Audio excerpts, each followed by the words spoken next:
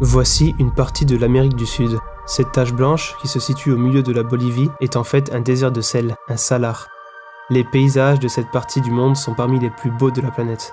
Nous avons eu la chance de vivre une expédition extraordinaire ici, dans le sud de la Bolivie. Ce film raconte notre aventure.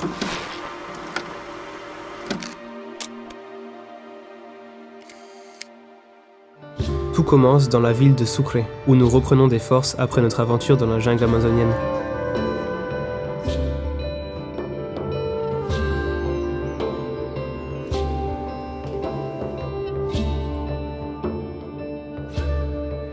Bon les amis, on vient d'arriver à Sucre, c'est la capitale culturelle de la Bolivie.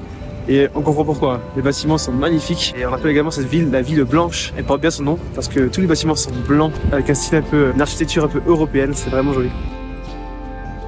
Ville coloniale, construite au XVIe siècle, elle attire de nombreux touristes, pour la beauté de son architecture, avec ses bâtiments de blanc vêtus, et pour son climat doux.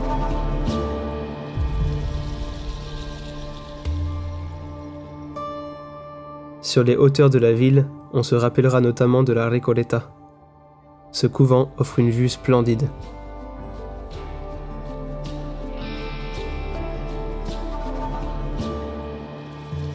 Ces quelques jours à Sucre nous ont permis de reprendre des forces pour notre prochaine expédition, avec comme point de départ Tupizza. Lors de notre arrivée, on a pu assister à des défilés dans la ville pour célébrer l'Assomption. Incroyable de voir cette fête traditionnelle. Tupizza est un des points de départ pour visiter la région du sud de Lipez et le fameux Salar d'Uyuni.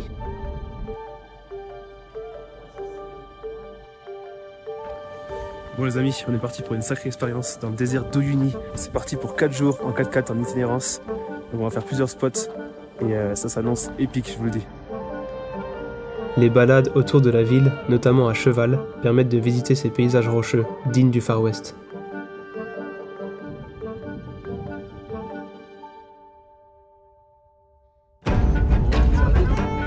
Premier arrêt et premier choc.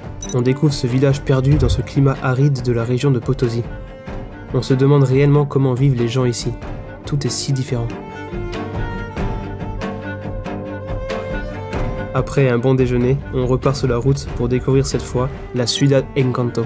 Petit arrêt sur la route à la Ciudad de l'Encanto, avec des formations rocheuses qui sont vraiment particulières. La ville de l'enchantement. Ces formes si particulières en fait un endroit plein de mystère et de magie.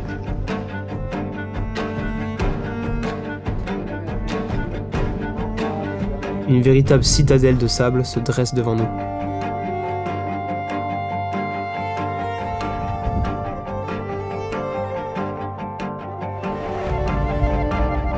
On se dirige ensuite vers le village abandonné de San Antonio de Lipez.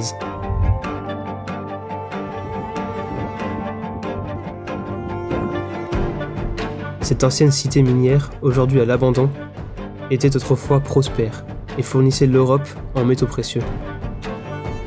Archéologie dans les mines en Bolivie. Les nouveaux habitants de la cité sont les Vizcaches, une espèce de rongeurs vivant dans les montagnes des Andes.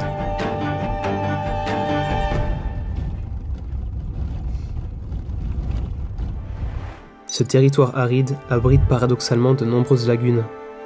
Nous découvrons la première d'entre elles au loin, dans ce paysage désolé.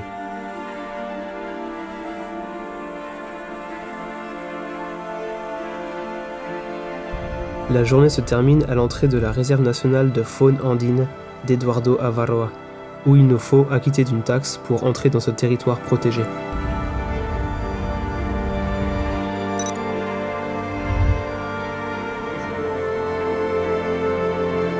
Les amis, on vient d'arriver au camp. On va passer la première nuit. Et la vue sur la pleine lune là, c'est juste incroyable.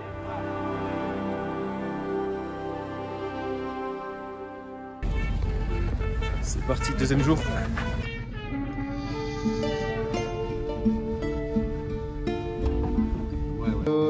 On est avec nos potes de lama. C'est une race qui est croisée entre l'alpaga et le lama. Un peu différente. Ils sont assez grands et pas trop de laine, quoi.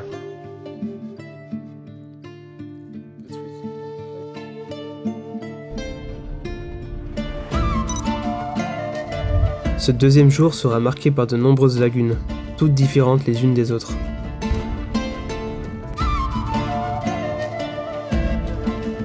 La Laguna Colpa est caractérisée par son sol noir sableux d'un côté et rougeâtre de l'autre, ainsi que par son lac partiellement gelé, magnifique.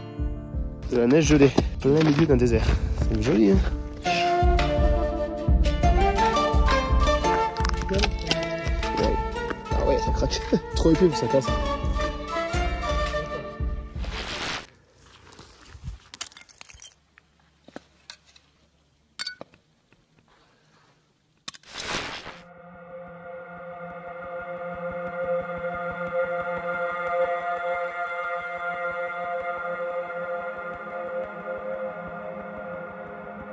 Un premier désert de sel de la région est le salar de Chalviri, situé dans une vallée entourée de montagnes.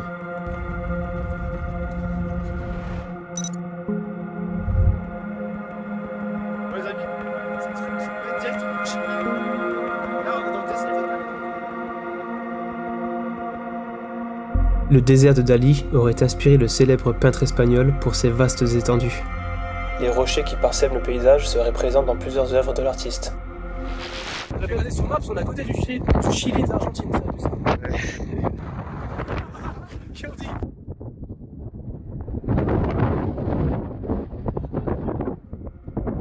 Pourquoi les raclos sont-ils tellement courts? Partons encore plus loin, à la frontière du Chili, pour découvrir un panorama de lagunes et de volcans.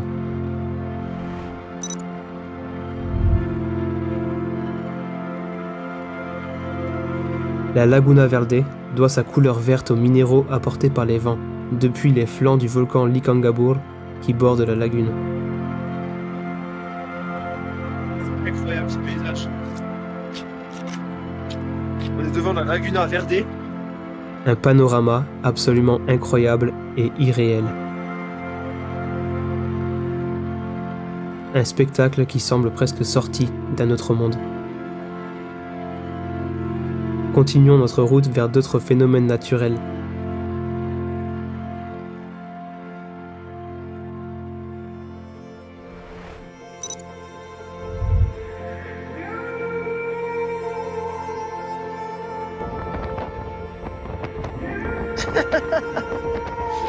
Alex, c'est prêt pour aller dans la fumée là? Après, ouais, bien sûr. Dans le fumerol. Je suis toujours équipé, hein, regarde. C'est parti.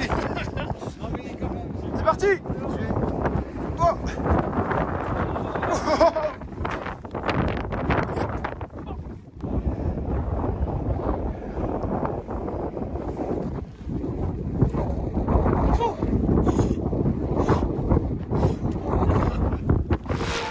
Ces geysers et marées de boue sont la manifestation de l'importante activité géothermique de la zone. Ces fumées dégagent une importante quantité de soufre. On pourrait se croire dans l'antre d'un volcan.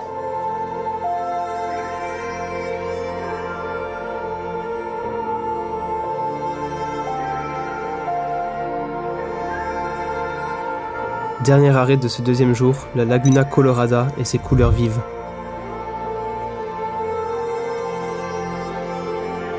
Ouais, la lagune, pas d'eau. Paysage, il y a vraiment.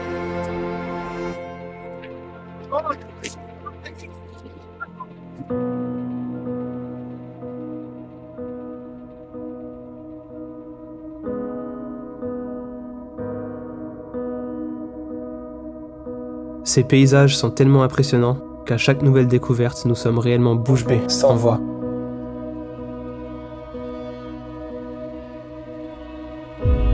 La Laguna Colorada tire sa couleur rouge des sédiments et des algues qui y vivent. Elle est également peuplée par les flamands des Andes. Cet oiseau migrateur peut se compter par milliers aux abords de la lagune.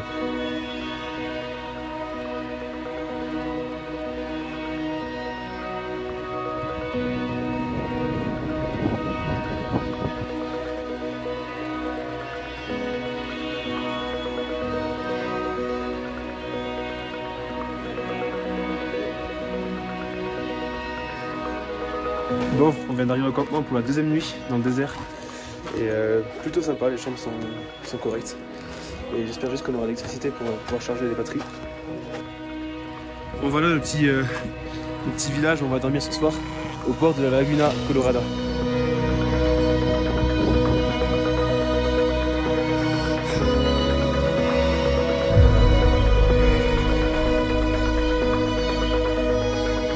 Encore une journée incroyable, remplie de découvertes.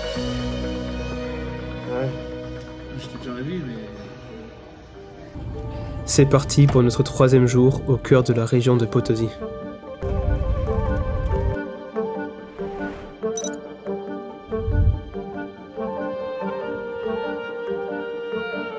Premier spot de cette 3e journée. Ça commence lourd. Ça commence avec du lourd. Le désert de Siloli, jonché de roches aux formes particulières. Comme ce rocher ressemblant étrangement à un arbre, bien connu des photographes.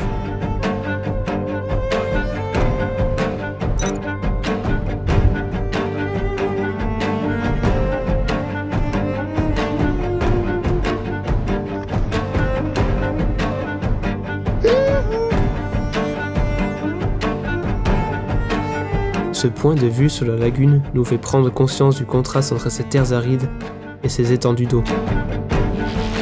Pause pipi.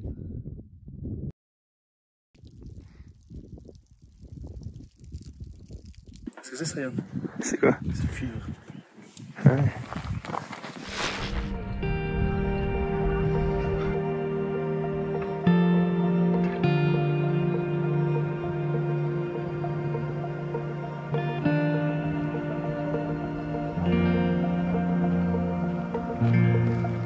Bon les amis, on est encore une fois devant une lagune et là on voit tous les monts enneigés au fond, c'est magnifique. Une femme en rose. Ouais. Est-ce que Tom va tomber dans le trou? Ça craque, ça craque. Tom, je filme, je t'avoue, j'espère quand même que ça craque. Pour le souvenir, j'espère aussi. Saute voir dessus à pieds joints. Tiens, c'est costaud là. Tranquille là, tu peux aller jusqu'au milieu. Allez, venez, sortez les patins.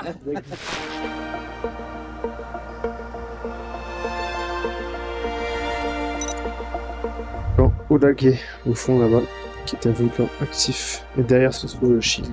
On vient d'arriver au village qui s'appelle Atucha et on va dormir dans un hôtel de sel. Vous pouvez voir la construction elle est faite en fait en briques de sel.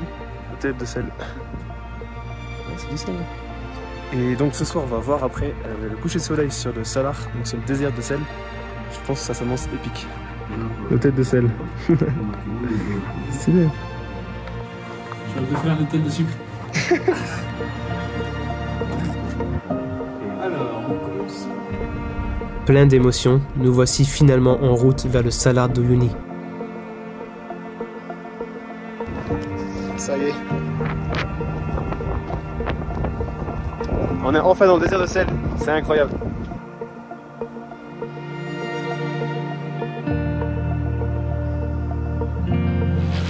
Bon les gars, après 10 mois de voyage, on est enfin au désert de Uyuni. Ouais. Désert de Uyuni. Plus de 10 mois. 10 mois et demi quasiment. Et ça fait depuis le début qu'on en parle. C'est un des meilleurs trucs qu'on a vu, je pense. Ouais, je pense. Ça va être gros retour. Peut-être en Amérique, je retour. Comme ça. Peut-être, ouais. Voilà, on termine avec du lourd.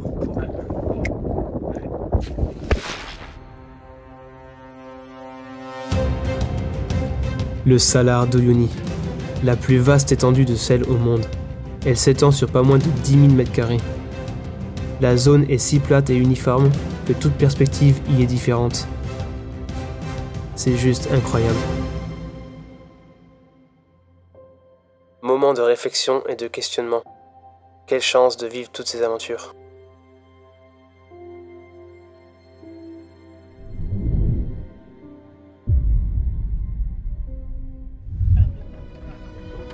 Aux aurores, on se dirige vers la colline de Inkawasi pour y contempler le lever de soleil. Splendide.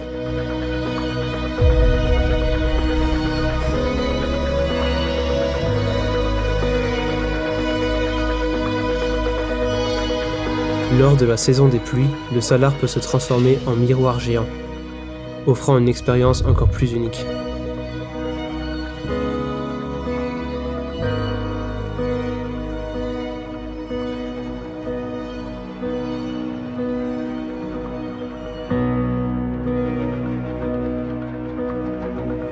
Bon, après le coucher de soleil de ce matin, incroyable. On est en train de faire des photos, les fameuses photos du désert d'Uyuni. C'est assez marrant.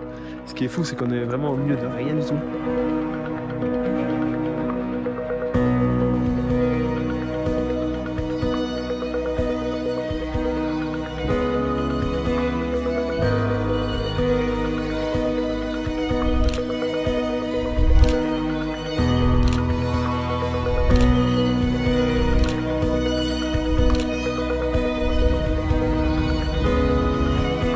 D'arriver sur la place de Bandera, c'est la place des drapeaux où tous les touristes mettent leur drapeau un peu et on peut voir un peu tous les pays qui sont représentés.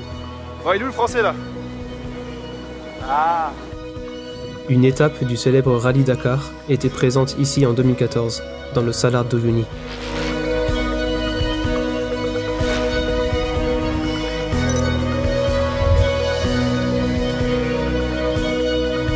À côté de moi, il y a le voie ferrée qui relie la Bolivie, le Pérou et l'Argentine pour le transport de minerais. Et là, il y a un train abandonné.